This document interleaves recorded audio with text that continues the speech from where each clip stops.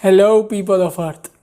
मैं हूं अनमोल और स्वागत है आप सभी का मेरे इस चैनल में जिसका नाम है अनमोल क्रिएट्स वी। आज का जो व्लॉग है वो एक दिलचस्प व्लॉग होने वाला है। काफ़ी सरप्राइजिंग चीज़ें आपको बताने वाला हूं मैं, और मैं जो भी बताऊंगा वो हिंदी में बताने वाला। तो चलिए आगे बढ़ते हैं। तो जिस चीज़ के बारे में मैं बताने वाला हूँ वो है फोर्थ डायमेंशन। जी हाँ, आपने इसके बारे में पढ़ा होगा।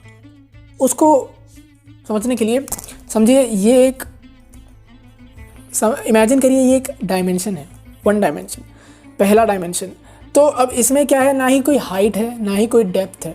तो जो इसके अंदर रहने वाला जीव है ना, वो सिर्फ आगे जा सकता है और पीछे आ सकता है। आगे पीछे, वो ना ही ऊपर जा सकता है ना ही नीचे जा सकता है ना ही दाएं जा सकता है, ना मतलब दाएं जा सकता है बाएं जा सकता है, लेकिन पीछे नहीं जा सकता। वो या तो इस तरफ जाएगा या तो इस तरफ जाएगा। तो ऐसा क्यों?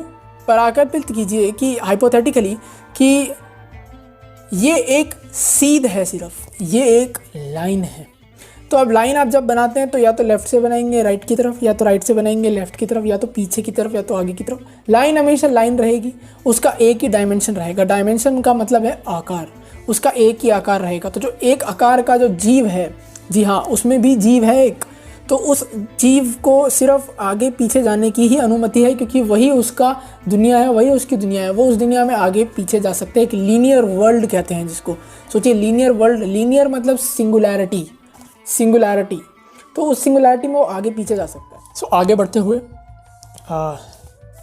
जैसे ये वन डायमेंशन था, ये कॉपी वन डायमेंशन थी, तो अब ये सेकेंड डायमेंशन है, क्योंकि अब इसमें हाइट और विड्थ और लेंथ ऐड हो गई है।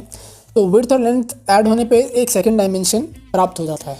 तो अब सेकंड डायमेंशन के अंदर जो भी जीव होगा, अब वो अप डाउन लेफ्ट राइट कहीं भी ट्रैवल कर सकता है, क्योंकि अब उसको पूरा स्पेस मिल गया इसके बीच में। वो कहीं भी ट्रैवल कर सकता है बिकॉज ऑफ विड्थ और लेंथ। अब उसको पूरा इन्वायरमेंट मिल गया है। तो अब मैं आपको बताऊंगा कि ये सेकंड डायमेंशन आया कैसे, इसका जन्म कैसे हुआ। जब बहुत सारे मल्टीपल वन डायमेंशन एक दूसरे के ऊपर सामूहिक हो जाते हैं, सामूहिक उनके होने से 1 2 3 4 5 6 7 8 9 10 यहाँ पे करोड़ों सैकड़ों जितने भी मतलब मिलियंस अरबों वन डायमेंशन को समूह करने से एक सेकंड डायमेंशन प्राप्त होता है। तो ये वैसे आया, इसका जन्म वैसे हुआ। ऐसे ही जैसे हमारा 3 डायमेंशनल वर्ल्ड है,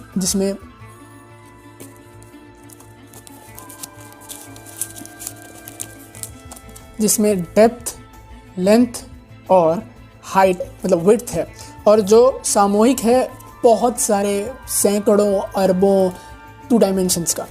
तो जिसके अब जब बहुत सारे 2 डायमेंशनल वर्ल्ड्स मिल जाते हैं तो एक के ऊपर एक, जैसे मैंने ये बुक्स बनाई हैं, मतलब बहुत सारी बुक्स हैं, तो अब एक के ऊपर एक 2 डायमेंशनल वर्ल्ड्स देख सकते हो आप मिल गए हैं। तब जाके एक 3 डायमेंशनल वर्ल्ड मिलता है जिसमें 3 साइड्स होती हैं। तो जिसमें मेरा डेप्थ है, जिसमें मेरी लेंथ है और जिसमें मेरी हाइट है। तो अब इसके अंदर जो ऑर्गेनिज्म है वो कहीं भी घूम सकता है इस पूरे, अब वो पीछे भी जा सकता है। तो ये 3 साइड्स का जो हमारी दुनिया है वो एक 3 डायमेंशनल दुनिया है, जिसके अंदर आप देख सकते हैं 3 साइड्स हैं। जैसे हर चीज़ के 3 साइड्स हैं, 3 आकार हैं, जैसे आपको यहाँ पे दिख रहा है। तो 1 2 3, और ये 3 थर्ड डायमेंशन बनी होती है सैकड़ों अरबों 2 डायमेंशन से। बहुत सारी मल्टीपल 2 डायमेंशंस को समूह किया जाता है और तब जाके एक थर्ड डायमेंशन हमें प्राप्त होती है। सो जस्ट सोचो क्या होगा जब बहुत सारे करोड़ों अरबों 3 डायमेंशनल वर्ल्ड्स को एक के ऊपर एक रख दिया जाएगा। सेम मैनर में जैसे 2 डायमेंशनल वर्ल्ड्स को रखा गया था, और सेम मैनर में जैसे 1 डायमेंशनल वर्ल्ड्स को रखा गया था, तो हमें एक 4th डायमेंशन वर्ल्ड मिल जाएगा अगर हम सेम प्रिंसिपल, सेम सिद्धांतों से चलते हैं। जैसे हम फर्स्ट डायमेंशन और सेकंड डायमेंशन के साथ चले थे, तो हमें बहुत सारे करोड़ों अरबों थर्ड डायमेंशनल वर्ल्ड्स को इकट्ठा करने से, समूह करने से एक 4th डायमेंशनल वर्ल्ड प्राप्त हो जाएगा। तो एक्चुअली में 4th डायमेंशनल वर्ल्ड है क्या? तो हमें वो समझने के लिए पहले समझना पड़ेगा कि एक डायमेंशन क्या है, डायमेंशन के कथित रूल्स क्या हैं और क्यों है कि पहली डायमेंशन को एक लीनियर लाइन क्यों बोला गया भैया, ऐसा क्यों था। और जो सेकंड डायमेंशन थी उसमें 2 आकार क्यों थे, हाइट और विड्थ, और जो थर्ड थी उसमें 3 क्यों थे। तो वो सब समझने के लिए हमें समझना पड़ेगा कि डायमेंशन क्या होता है। एक और बात, हम एक 3 डायमेंशनल वर्ल्ड में रहते हैं, राइट। ये एक 3D वर्ल्ड है, लेकिन हमें दिखता सिर्फ 2 डायमेंशन में, राइट। हमें सिर्फ 2D में दिखता है। अब आप बोल रहे होगे यार इसने अभी पीछे बताया कुछ सेकंड्स पहले कि 3 साइड इसने खुद शो करी, 1 2 3, और अब ये बोल रहा है कि हमें दिखता 2D में, क्या पागल बना रहा है। लेकिन एक्चुअली में अगर मैं इसका एग्जाम्पल दूँ तो example of perfect sphere. Perfect sphere क्यों बोला जाता है, क्योंकि ये एक 3 डायमेंशनल ऑब्जेक्ट है, जहाँ तक कि एक सर्कल एक 2 डायमेंशनल ऑब्जेक्ट है। इसमें डिफरेंस क्यों किया जाता है, कैसे किया जाता है, तो एक स्फीयर जो है उसको स्फीयर और 3 डायमेंशनल ऑब्जेक्ट इसलिए बोला जा रहा है क्योंकि उसके ऑब्जेक्ट के ऊपर, जो वो 3 डायमेंशनल ऑब्जेक्ट है, इसके ऊपर एक प्रॉपरली एक कोऑर्डिनेट के ऊपर, इस जगह पे अगर आप देखें तो सिर्फ इसी जगह के ऊपर ह्यूज ऑफ लाइट, मतलब लाइट की किरणें पड़ रही हैं, जिसकी वजह से हमारा ब्रेन, जो हमारी आइज़ हैं, वो परसीव कर पा रही हैं कि इस जगह लाइट है, इस जगह शैडो है, 3 डायमेंशंस हैं, 1 2 3, तो हम उसको बोलते हैं परफेक्ट स्फीयर। हम वहाँ से आइडेंटिफाई कर पाते हैं क्योंकि इसके ऊपर लाइट पड़ रही है। तो यहीं पे अगर मैं आपको दिखाऊं कि ये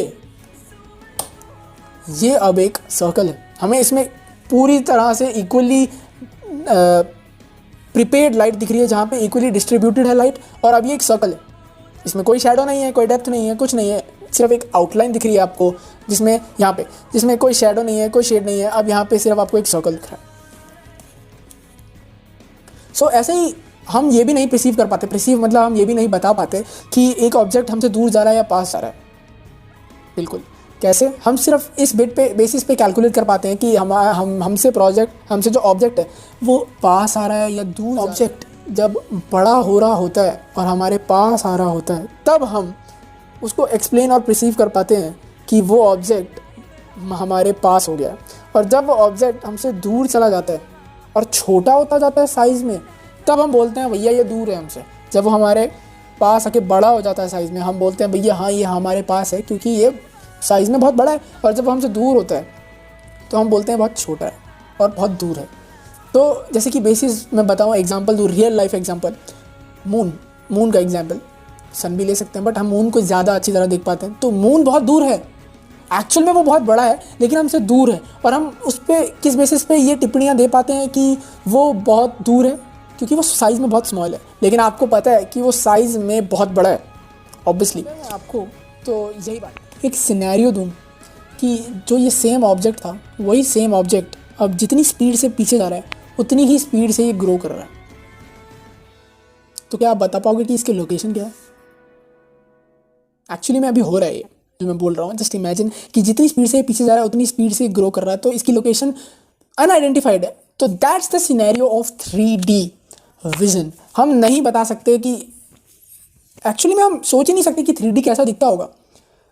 हम 3D नहीं देख सकते क्योंकि हम 3D वर्ल्ड के ऑर्गेनिज्म हैं, हमें सिर्फ 2D दिखता है, हम सिर्फ 2D ही देख सकते हैं।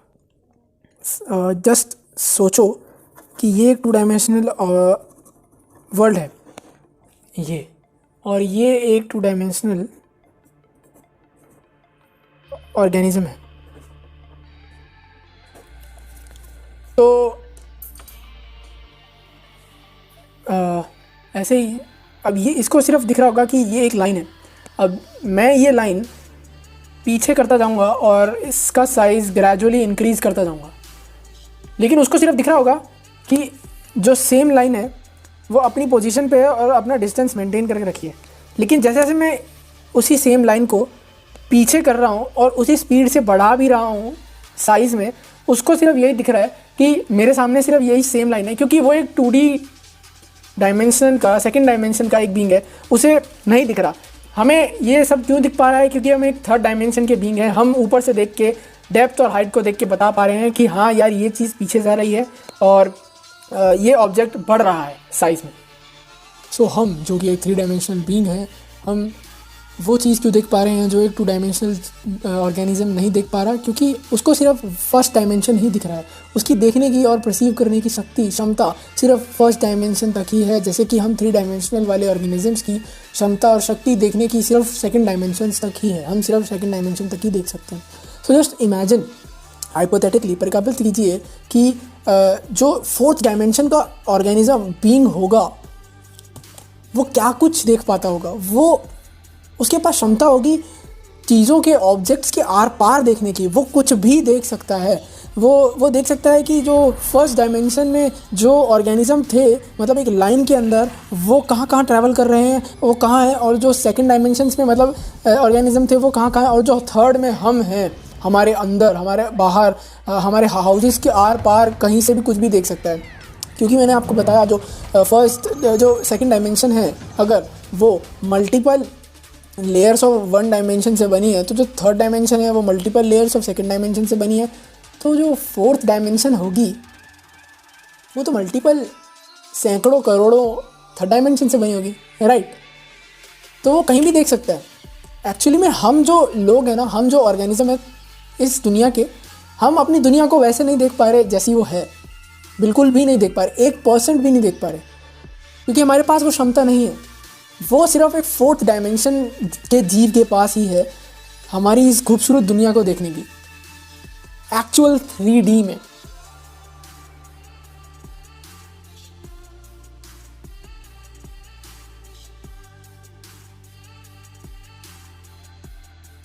सो जैसा कि मैंने बताया कि अगर एक 2D वर्ल्ड, एक प्लेन बना है मल्टीपल सामूहिक